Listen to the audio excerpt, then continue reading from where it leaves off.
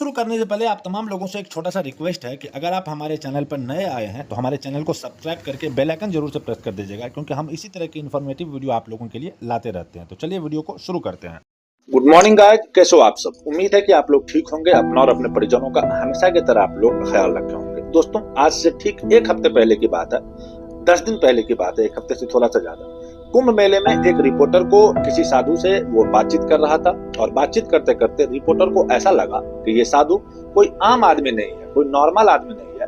Reporter ने उनसे पूछा कि आपकी बातों से लगता है कि आप काफी पढ़े लिखे लोग हैं, कहाँ से आपने पढ़ाई की है। इस पर उस साधु ने अपना जवाब दिया कि उन्होंने बॉम्बे आईआईटी से एरोस्पेस की इंजीनियरिंग की पढ़ाई की है। और ये सुनते ही रिपोर्टर सन्न रह गए। कुछ ही देर में ये वीडियो पूरे के पूरे सोशल मीडिया पर वायरल होने लगा, चाहे वो फेसबुक हो, यूट्यूब हो, ट्विटर हो, हर जगह उनके नाम का हैशटैग चलने लगा। काफी सारे लोग ऐसे थे कि जिनको समझ में ही नहीं आ रहा था कि कोई इतना पढ़ा लिखा इंसान ये दुनिया की जितनी भी सुख दुख है उनको छोड़ करके, और वो कोई नॉर्मल आदमी नहीं था। उनकी पर मंथ की सैलरी, इंडिया से बाहर वो कनाडा में रह रहा था, और पर मंथ की सैलरी 3-3.5 लाख रुपए के आसपास थी, यानी कि सालाना उनका 35 to 40 लाख के आसपास का उनका सालाना था। बॉम्बे आईआईटी वाला जो ये बाबा थे, उनका वीडियो पूरे इंटरनेट पर अभी भी छाया हुआ है। एक हफ्ते से ज्यादा हो गया, कई सारे मीडिया चैनलों ने अपने उस बाबा का इंटरव्यू लिया, और वो चीजें इतनी वायरल हो गई कि उस बाबा के फैन पेज तक को लाखों फॉलोअर्स मिल गए। उनकी एक रील को लाखों लोग देखने लगे, लाखों लोग बातचीत करने लगे। इस कहानी को जब आप सुनेंगे तो आपको ऐसा लगेगा कि ये किसी एक फिल्मी कहानी है, और किसी एक फिल्मी कहानी के राइटर ने इस कहानी को हमारे और आपके सामने ला करके प्रस्तुत कर दिया। असल जिंदगी में भी ऐसा कुछ होता है, किसी को देख रहे हो। मतलब एक तो आईआईटी क्रैक करना ही लाखों लोगों का ड्रीम होता है, लाखों लोगों का सपना होता है, जो कि पॉसिबल नहीं होता है, बड़ा मुश्किल होता है। और ऊपर से आईआईटी बॉम्बे में एडमिशन मिलना, ये भी कहीं ना कहीं काफी मुश्किल होता है। लेकिन एक लड़का पहले तो अपनी मेहनत और इंटेलिजेंस के दम पर भारत के सबसे बड़े इंजीनियरिंग कॉलेज में एडमिशन लेता है, और फिर लाखों की नौकरी भी उसे मिल जाती है। वो फॉरेन चला जाता है, और उसके बाद हर वो चीज पाने का मौका होता है जिसका सपना आज एक यंग बच्चा तक देखता है। मगर एक दिन अचानक से वो इस मोहमाई वाली दुनिया को लात मार करके शिव की शरण में चला जाता है, और इसी बात को लेकर के धीरे धीरे उनको रातों रात एक सनसनी बना दिया इस खबर को। धीरे धीरे मीडिया ने जब अभय सिंह का बैकग्राउंड के बारे में चेक करना शुरू किया तो लोग हैरान हो गए। ये पता लगा कि वो हरियाणा के जज्जर के एक छोटे से गांव के रहने वाले हैं, वहीं से वो आते हैं, और वो ग्रेवाल गोत्र के जाट परिवार में पैदा हुए थे। बचपन से पढ़ाई लिखाई में काफी तेज थे। घर वाले आईआईटी कोचिंग के लिए कोटा भेजना चाहते थे, मगर वो कोटा न जाकर के दिल्ली में रहना चाहते थे। अभय ने आईआईटी का एग्जाम क्रैक कर लिया। पहले तो आईआईटी बॉम्बे से एरोस्पेस इंजीनियरिंग में बीटेक की डिग्री ली, और फिर डिजाइनिंग में मास्टर्स की डिग्री भी ली। अभय सिंह की छोटी बहन कनाडा में रहती थी, और इसीलिए वो कनाडा नौकरी करने चला गया। कनाडा जाकर के उन्होंने एरोप्लेन बनाने वाली कंपनी में काम किया, जहाँ पे उनकी सैलरी 3,30,000 रुपए के आसपास उनकी सैलरी थी मंथली।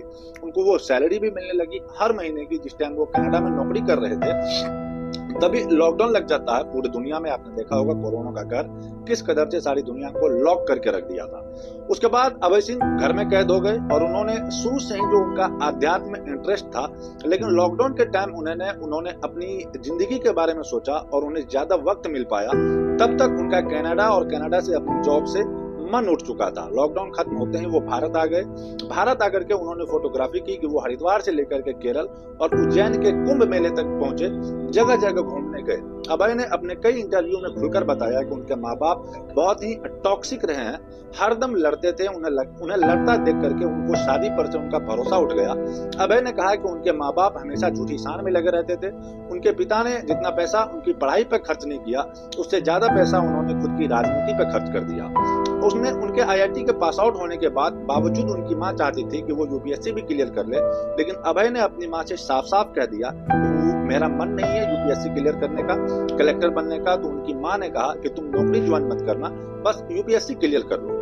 अभय ने कहा कि उनकी माँ को सोसाइटी में बस ये दिखाना था कि उनके लड़के ने यूपीएससी क्लियर कर लिया है, उन्हें मेरी खुशी से कोई लेना देना नहीं था। अभय सिंह ने अपने इंटरव्यू में ये भी कहा कि अपने माँ बाप को खुलकर उन्होंने कोसा है, और उनका कहना है कि माँ बाप भगवान नहीं है, कि माँ बाप को भी भगवान ने ही बनाया है। ने कहा कि मैंने अपनी सारी जिंदगी अपने माँ बाप को आपस में लड़ते देखा है और उन्हें इतना लड़ते देखा है कि मेरा शादी पर से भरोसा उठ गया, इसीलिए मैंने डिसाइड किया कि मैं कभी भी शादी नहीं करूंगा। अब भाई कई बार बोल चुके हैं, मगर उनके माँ बाप हमेशा शादी को लेकर के उनके पीछे पड़े रहते थे। जब उन्हें वो ज्यादा परेशान करने लगे तो एक दिन उन्होंने घर ही छोड़ दिया। पहले वो घर वालों को फोन पर भी बात कर लिया करता था, लेकिन पिछले 11 महीने से उन्होंने अपने घर वाले को फोन तक नहीं किया और उनका नंबर को अपने फोन से ब्लॉक कर दिया है।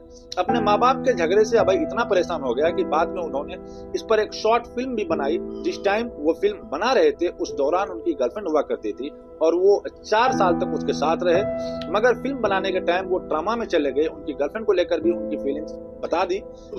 तुम्हें लेकर के कोई फीलिंग नहीं बची है। इसके बाद अभय सिंह का जिंदगी का पूरा मकसद उन्होंने साधु सन्यासियों के शरण में जाकर के गुजार दिया। उन्होंने बताया कि काफी समय तक वो सतगुरु के ईशा फाउंडेशन आश्रम को जो कोयम्बतूर है वहां पर वो रुके थे और वहां पर साधना की, और इसके अलावा भी अलग अलग जाकर के अलग अलग मंदिरों में जाकर के उन्होंने अपनी साधना और तपस्या को पूरी की। क्योंकि ऐसे तो पहुंच गए साधु महात्मा किसी को शिक्षा देते हैं, वहां जाकर उन्हें अपनी जो सेंसुरिटी थी उनको साबित करनी पड़ती है या दिखाना होता है कि वो सच में अपनी धुन के पक्के हैं, उनकी नीयत साफ है और वो सचमुच कुछ सीखने के लिए निकले हैं। दोस्तों आपने देखा होगा कि अभी तक की जिंदगी में अभी तक का जो टाइम चल रहा है पीरियड में, कोई भी बाबा अगर उभर करके सामने निकल करके आता है तो लोगों का रिएक्शन अपना अलग अलग किस्म का हो जाता है। लोग ये कहने लगते हैं कि इनको कमाई धमाई से मतलब नहीं है, मेहनत ये करना नहीं चाहते हैं, इसीलिए ये लोग कोई शराब बेच करके कोई कुछ करके बाबा बन जाते हैं। लेकिन जब एक रिपोर्टर से इस अभय सिंह के बारे में जब लोगों ने जाना तो लोगों का नजरिया ही बदल गया। अब जो लोग ये कहा करते थे कि अगर आपको कोई काम नहीं मिल रहा है तो आप बाबा बन जाओ, आप निकम्मे हो तो आप बाबा बन जाओ, उनकी पूरी की पूरी सोच को ही बदल दिया ये अभय ने। लोगों को अब ये कहने में शर्म आने लगी है, क्योंकि जो एक लड़का जो कि बॉम्बे जैसे IIT कॉलेज से पास आउट है, उन्होंने बाबा का रूप धारण कर लिया, सनातन का मैसेजेस हर जगह फैलाने लगे। इसी विचार को लेकर के काफी सारे लोग उनसे प्रभावित हुए और आज उनकी फैन फॉलोइंग लाखों नहीं करोड़ों में है। तो दोस्तों ये थी अभय सिंह की जीवन की पूरी जीवनी। आई होप अभी तक की जीवनी आई होप आपको समझ में आ गई होगी कि अभय सिंह कौन है, कहां से आया है, ये IITN बाबा का टैग उनको कैसे मिला, ये आपकी जानकारी में मैंने आपको पूरा कोशिश किया आपको समझाने की। वीडियो अगर इन्फॉर्मेटिव लगी हो तो वीडियो को लाइक और अपने दोस्तों के साथ शेयर जरूर कर दीजिएगा। हम जल्दी मिलते फिर आपसे किसी दूसरे वीडियो में किसी नए फैक्ट के साथ। तब तक के लिए मैं अलविदा कीजिए। जय Hind, Vande Mataram. Sorry, it's DJ.